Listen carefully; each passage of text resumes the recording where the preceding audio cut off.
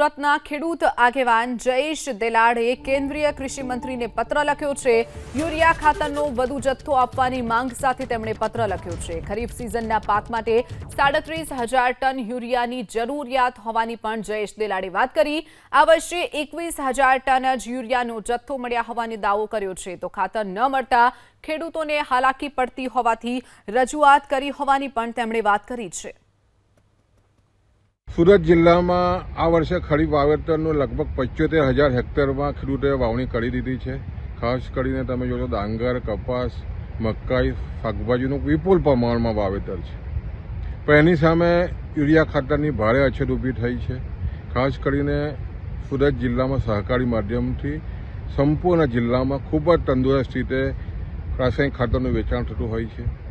ગયા વર્ષે લગભગ 37,000 મેટ્રિક ટન ખરીફ સિઝનમાં એપ્રિલથી માંડીને સપ્ટેમ્બર સુધીમાં 37,000 મેટ્રિક ટન ખાતરનો જથ્થો સરકારશ્રી તરફથી પૂરો પાડવામાં આવ્યો હતો। આ વખતે જે રીતે ભારત સરકારની નીતિને કારણે ખાસ કરીને 21,000 મેટ્રિક ટન જ ખાતર આવ્યું છે, આને કારણે ભારે અછત ઊભી થઈ છે।